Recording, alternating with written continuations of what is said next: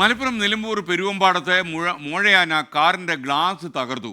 ചക്കശ്ശേരി അരുണിൻ്റെ വീട്ടുമുറ്റത്ത് നിർത്തിയിട്ട കാറിൻ്റെ ഗ്ലാസ്സാണ് ആന തകർത്ത്.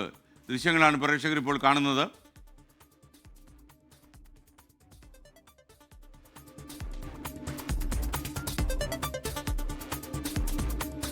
മലപ്പുറത്ത് നിന്ന് ബിവിൻ സി വിജയൻ ചേരുന്നു. Bivin, good morning. യഥാർത്ഥത്തിൽ ആ ആന അവിടെ തന്നെ കുറേ ദിവസങ്ങളായിട്ടുണ്ടോ? എന്താ വിവരം?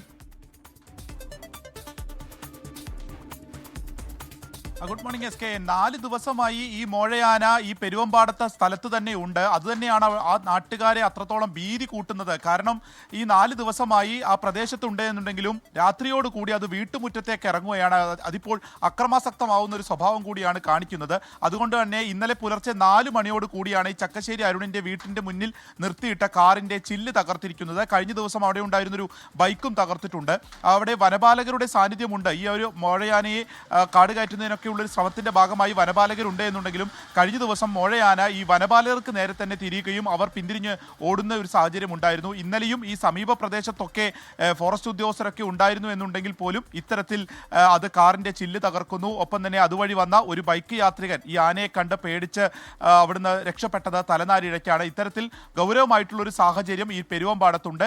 ആന ആ ജനവാസ മേഖലയിൽ തന്നെ തമ്പടിച്ചിരിക്കുകയാണ് എസ് കെ.